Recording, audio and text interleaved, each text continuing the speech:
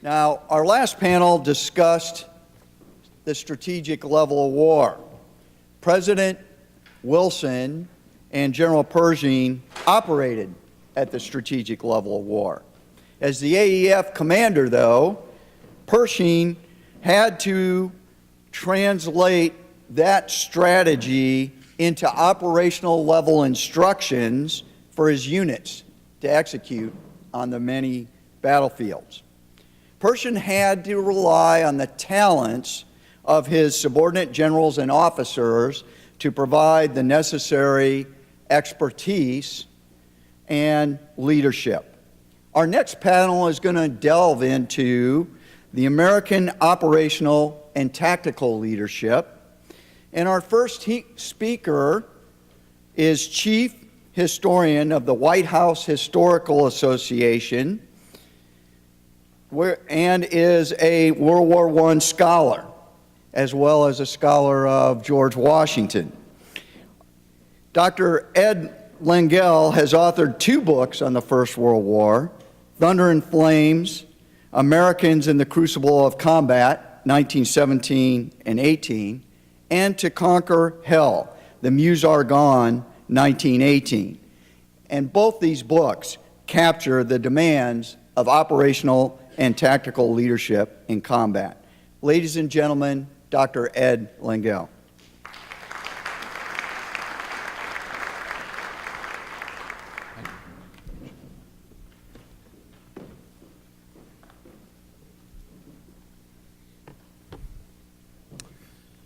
All right, let's make sure I got the clicker going here. All right, very good. Good morning. Thanks to all of you for being here. It's always a pleasure to speak at a conference about the First World War, and it's encouraging to see the consciousness that appears to be growing. We'd all like it to grow more, of the United States participation in this war. Every talk that I give this year, it's been kind of a personal thing for me, even though I have to give, alas, talks about George Washington, who follows me everywhere I go. Even when I talk to, like, Sons of the American Revolution, Daughters of the American Revolution this year, I always start out by saying, we're in a centennial year. I would like you to spare some time this year to think about the doughboys and to think about the soldiers, the Marines, the women, and those who stayed back home in the United States and who experienced that war in their own way. And to just kind of let that settle in for a while, and to recognize as well, I think is extremely important for all of us, that the experience of this war and the consequences of this war did not end in November of 1918.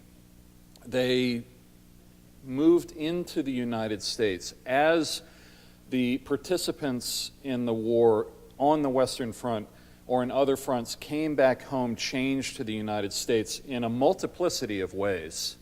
We cannot be one-dimensional as the way we look at how they were changed. They brought that change home to them, to the United States. They changed their families, they changed their communities, they changed their countries. I've spoken with so many descendants of veterans or other participants in this war who have told me how their fathers, grandfathers, great uncles, even cousins came back from that war, changed their families, and even changed the way that we're living today. It goes beyond the level simply of diplomacy, politics, and all the rest, although that's extremely important, and it gets down into the people, it gets to the culture, it gets to the way that we live now. And I think it's so important to focus on the personal stories as much as possible and to be conscious of those personal stories. This morning, I'm going to talk about American Higher Command in the Meuse Argonne campaign, which lasted from September 26th to November 11th, 1918, and to try very briefly on a number of different points to assess Pershing and his corps commanders in particular in the Meuse Argonne, and to make some wider observations about American command in this campaign and in the war generally. Now, there are many different directions we could take this. Logistics is extremely important. Obviously, staff work, the members of Pershing's staff are extremely important. They've been understudied. But I'm going to focus for now on on Pershing and his generals, and certainly in the question and answer we can venture further afield. As David spoke this morning about Pershing and his background very effectively, I don't want to repeat what he said, but a few observations on his background. And as David said, he graduated from the West Point class of 1886. Like all other American generals, and it's important to keep this in mind, their military experience was very limited. Their knowledge of modern industrialized warfare of the type that was seen on the Western Front was limited to non-existent. Therefore, their ability to perceive what was happening in 1917 and 1918 on a personal level, to assess what was happening, to adjust to what was happening, and to come up with solutions in a very limited time frame, it was a very challenging position for them to be in. Pershing was a cavalryman. He had experienced the last stages of the Indian Wars on the frontier. He had experienced elements of the Spanish-American War and the Philippine insurrection. Afterwards, he worked primarily as an instructor and as a staff officer, although he did have some experience as an attaché observing the Russo-Japanese War and observing what was happening there. He rose to prominence, some would argue, because of his political connections. It's interesting that he was promoted from captain to brigadier general in 1906 over 862 more senior officers. That was largely because of his connections through his father-in-law. So in some ways, his rise to prominence was not so much because he had proven himself in the field, but because of a general sense that he had that natural aptitude as a leader. There was almost an instinctive appreciation of him.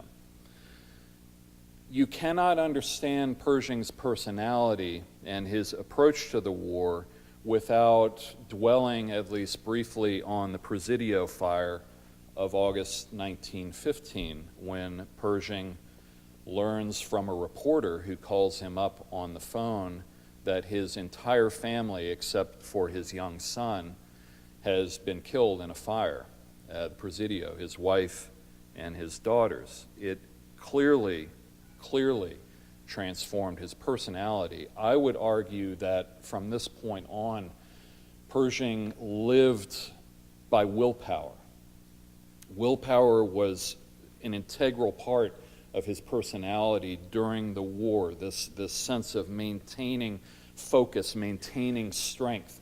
Some of what people have interpreted as his stubbornness, and he was a very stubborn man, was constantly trying to maintain control of himself and of his thoughts.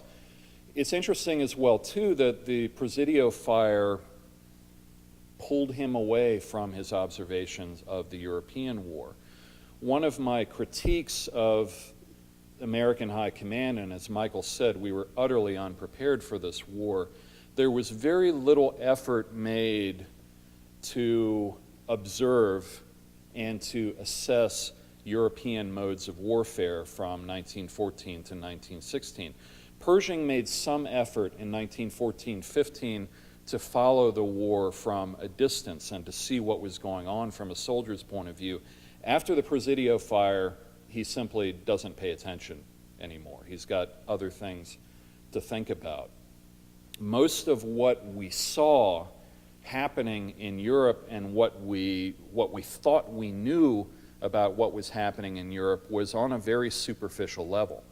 We saw the carnage, we saw the slaughter, the mass casualties at places like Verdun and the Somme, as Colonel Gray laid out for us yesterday. But we didn't see the changes in tactics. We didn't see the battlefield changes and the appreciations of the soldiers who were on the spot. And Pershing certainly was as guilty of that as anybody else. He becomes a major general in September of 1916, and we've already heard something about his Mexican expedition and chasing Pancho Villa along the border, which is really not a very good preparation for war on the Western Front. It's rather a different type of war. Pershing is a strictly punctilious individual. He gets on well, reasonably well on the whole, with the Secretary of War, Newton Baker, who, as we've heard, had no understanding or experience of warfare himself, and reasonably well with Woodrow Wilson. His task as commander of the American Expeditionary Forces boiled down to essentially ensuring the creation of an independent American army on the Western Front and resisting amalgamation. And in both of these, he is completely successful. Certainly the pressures of amalgamation are immense. If you look at them from the European point of view, to some degree they make sense. Many of the Europeans argued that, in fact, if Americans go into combat under their own officers, not only will they take a long time to prepare and a long time to learn, but they will suffer terrible casualties because of their lack of understanding of what this war is about. The Europeans, the French and the British, correctly assessed our training program, such as it was in the United States, as completely insufficient to prepare us for the conditions of modern war, and predicted that we would suffer terrible casualties, which was, in fact, the case. From our point of view, even aside from the question of national pride, an amalgamation was never going to happen. Let's be honest about it. We looked at what the French and the British had done up to this point in 1917. We saw the carnage, we saw the slaughter, and we decided that if we serve under French or British command, we will be used as cannon fodder. Pershing believed this, Woodrow Wilson believed this, Newton Baker all believed this, and to some degree they as well were correct. The story of American participation in the war, although that's not my purpose here today, through the spring and summer, if you read the official documents, the memos that are flying back and forth behind the scenes, there's a great deal of friction with the French, especially, as well as with the British in the field. There were some American officers, generals, command level, who simply could not get along with them. Famously, General James A. Harbord, who was an Army general who commanded the Marine Brigade of the 2nd Division, wrote in his diary that it would be remarkable if we did not go to war against the French rather than against the Germans. So much of what happened in the summer and into the early fall of 1918 was this powerful need to prove not only can we create an independent American army, but that Americans will fight better and more effectively under American command than they would have under French or British command. There is still that need, even after amalgamation clearly is not going to happen, to show that, yes, we are doing the right thing here. Pershing is a strong advocate as well, and that's something I could go on at greater length about, as David also alluded to, in the belief that it is the individual American soldier with his rifle and with his bayonet who will achieve ascendancy over the battlefield and who will restore a war of movement to the Western Front in 1918. I've been highly critical of this attitude. I think in some ways it does harken back to the French attitude in 1914, but it goes very deeply into American society and American military thinking, and a concept that there is a particularly American way of war that is unique, that is inherently superior to forms of warfare practiced by those in any other country, and that by expressing our personal modes of warfare, we will achieve that ascendancy. I have some friends at West Point who say one of the first things they have to teach the cadets there is that Americans are not the only people in the world who know how to hide behind trees, but that, in fact, it's much more complicated than that. Pershing believed passionately in a peculiarly American way of war. He believed, in some respects, that he could wish away the trench warfare that was seen on the Western Front simply by getting out of the trenches. Very little thought in some ways given to how that would happen and achieving ascendancy. It even got to the point of a moral argument in Pershing's mind, and this was an attitude shared by very many of his officers in his staff and in the higher command, that arguing that association, too close association with the British and the French will morally corrupt the American soldiers. It's fascinating to read the angst that appears in the different memoranda and documents that are flying back and forth during the summer of 1918 that, well, Pershing compromises. We do have to accept the insertion of American forces from the corps level down in some cases to the company level into French and British formations and let them fight there. We do have to accept some level of instruction and training from them, but not too much. And there are often documents from American officers who are overseeing training of American forces with the French and the British writing to Pershing saying, I think they're listening a little bit too closely to what they're being told. They're becoming corrupted. Pershing absolutely does try to apply this idea to the Western Front. It is central to what he does. The strategic situation leading to the Meuse Argonne can't simply be placed at Pershing's feet. Pershing is an advocate in late August and early September when planning was going on for the attack on Saint-Mihiel. Let's see if I can get this to work properly here. When planning was going on for the attack on Saint-Mihiel and that salient there, Pershing advocates pushing east and continuing east toward Metz.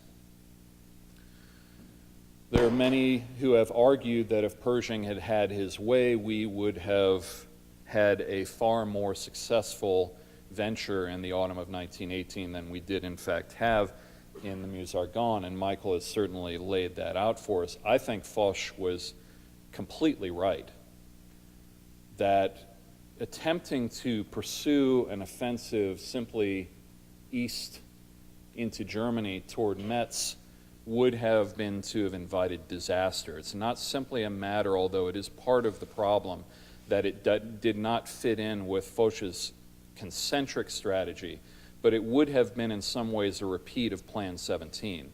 I think based on the German status of the German defenses in that sector, based on the terrain, we would have bogged down almost immediately, and the consequences would have been slaughter. When Foch, though, suggests that American forces be moved instead after Saint-Mihiel up toward the Meuse Argonne, Pershing suggests, well, perhaps we should just abandon the assault on the Saint-Mihiel salient and simply transfer our best forces.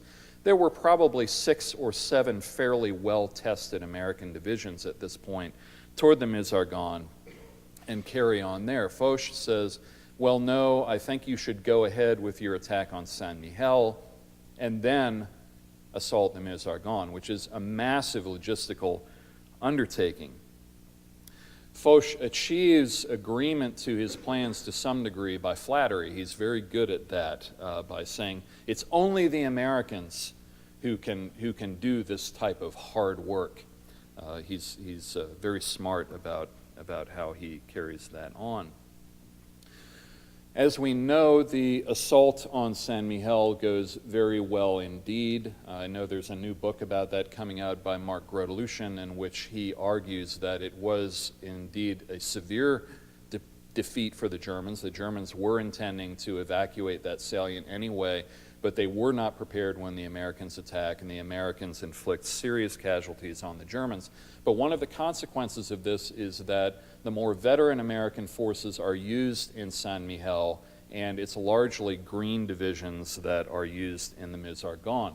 The logistical undertaking of moving American forces from Saint-Mihiel to the Meuse-Argonne is titanic, to say the least. George C. Marshall plays a major role in making sure that that happens as effectively as it possibly can. Oh, going the wrong way. The Meuse-Argonne, as I've said, was carried out largely by entirely green divisions. The only divisions in this group that had seen any significant combat were the 4th Division, the 28th Division, Pennsylvania National Guard, and the 77th Division, which was the first National Army or all-draftee division. It had actually begun to see combat in August and had, on the whole, done quite well. One of the shocking things about the AEF is that the National Army draftee divisions, on the whole, performed nearly as well, if not as well or even better in some cases, than National Guard or regular Army divisions. His corps commanders, who I'll talk about briefly in just a moment, 3rd Corps, Robert Bullard, 5th Corps, George Cameron, and 1st Corps, Hunter Liggett, were a mixed bag, to put it mildly. Now, there was very little complexity to planning for the Meuse-Argonne, and to some degree you really can't blame Pershing for it. It was largely a frontal assault through the center, with the boundaries being the Meuse River on the right, the Argonne Forest on the left. German artillery occupied heavily the heights of the Meuse as well as the eastern approaches to the Argonne Forest, thus being able to fire into the flanks of the advancing American forces. American commanders understood this. They were prepared to accept it. It's interesting that on this map, what is not marked is the role of a regiment of the African-American 92nd Division in performing liaison services on the left of the 77th Division, while further off to the west in the Champagne region, as I know Jennifer will talk about more in detail in a moment, the 93rd Division, also African-American, fights under French command. Guess what? The 93rd Division fighting under French command performs very, very well, much more effectively than the 92nd Division, which is to some degree set up for failure. Now, those of you who have read my book on the Meuse-Argonne or Thunder and Flames know that I am not a Robert Bullard fan. I am not a fan of Major General Robert Bullard, even aside from the fact of his own profound racism. He judges the 92nd Division's performance and liaison on the flank under incompetent white officers, and argues that this proves that black soldiers cannot fight and they should forever be excluded from serving in American uniform. Bullard is, however, a Pershing man. He is in many ways the ideal soldier from Pershing's point of view. He's fanatically aggressive, contemptuous of losses. He does a good job earlier on in the summer of taking over the 1st Division, commanding the 1st Division briefly, but as a corps commander in the summer, he's responsible for a number of missteps, including some terrible casualties that the 28th Division takes along the Velle River at Fismes and Fimet in August of 1918. He has a penchant for glory-seeking, for arrogance, and for shifting blame to others for his own mistakes. He is castigated in a book by my friend Bill Walker called Betrayal at Little Gibraltar for his conduct in the early stages of the Meuse-Argonne at Montfaucon. The Green 79th Division faces a German strongpoint advancing toward Montfaucon, while the 4th Division, under Bullard's command, advancing to the east of Montfaucon faces very little resistance. Bill Walker has argued that as the 4th Division had moved ahead around the flank of Montfaucon, the divisional commander, as well as others in Bullard's staff and George Cameron's staff, suggested turning the flank of Montfaucon, which would have certainly resulted in breaking that German strongpoint, perhaps capturing the whole German garrison. But Bullard says, in effect, I'll be damned if I'm going to do anything for George Cameron. Now, there is certainly Pershing's dictum that boundary lines shall be strictly observed, the advance shall be forward, there shall be no worrying about the flanks, but in practice, that rule is violated as much as it is observed. I think Bill Walker's argument is compelling on this point, and Pershing is to some degree responsible for allowing this to happen and then later on for covering it up. Although I don't think, as Bill Walker argues, that had we captured Montfaucon on the first day, we would have achieved victory in the Meuse-Argonne. George Cameron is, to some degree, held up as a scapegoat for what happens at Montfaucon. He also gets in trouble with Pershing and Pershing's Chief of Staff, Hugh Drum. His replacement, Charles Summerall, and there's Pershing, there's Charles Summerall, as head of 5th Corps is, however, clearly a step up. Summerall is also a Pershing man in the sense that he is also an extremely aggressive commander, like Bullard, but he's also a more thoughtful soldier. He's an advocate of the use of artillery in large quantities on the front, as well as using them more effectively than others. He does a very good job commanding the 1st Division in the early days of October, and then in mid-October, as he takes over 5th Corps, Summerall is largely responsible for cracking the central strong points along the Kriemhildstellung in the central part of the Meuse-Argonne and capturing the heights of Cunel and Roman. Hunter Liggett is my favorite among the American higher command in this period. And he's not the prototypical Pershing general. He is calmer, less hidebound, generally, unlike other American commanders, gets along very well with the French, is capable of establishing relationships of trust with them. He's focused, he's more efficient, and unlike some, but certainly not all of his comrades, not a glory seeker. He is responsible for what I would argue is the only real item of maneuver in the entire Battle of the Meuse-Argonne, on October 7th and 8th, launching a flank attack on the Argonne force. The original idea had been simply the 28th and 35th Divisions would be able to advance quickly enough that simply by moving forward they would force the Germans to evacuate the Argonne while the 77th attacked directly into the Argonne. What happened was the 35th Division fell apart, 28th was not able to make as much progress, the 77th got bogged down, simply thrown into the attack over and over again, and that's where the Lost Battalion affair took place. Hunter Liggett was the one who suggested deploying the 28th Division and the newly arrived 82nd All-American Division, including Alvin C. York, to launch a flank assault into the Argonne Forest, which is ultimately responsible for relieving the Lost Battalion. Again, much more that could be said about that, but not in the short time I have available.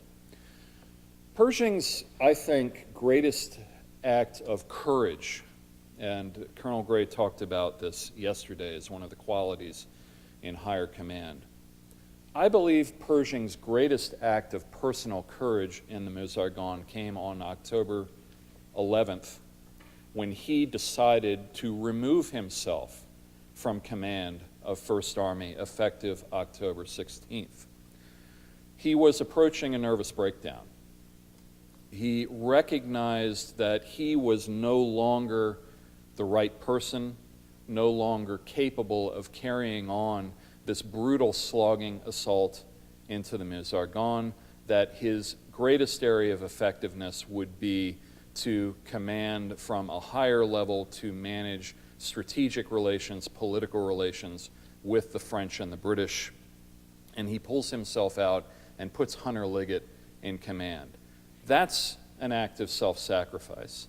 That's an act of true and clear self-perception, which is vital to any leader, is to see yourself effectively as you are. And I will always credit Pershing for that act. There is, however, and I'll end with this, there is, however, a brief, ugly moment at the end of the Meuse-Argonne campaign. Hunter Liggett takes over command. He dictates in mid-October a period of 2 weeks rest for First Army so that they can reorganize, deal with stragglers, disorganization, and the rest. Launches a new assault on November 1st, as we just heard, and is very effective in driving north toward the railway junction of Mézières.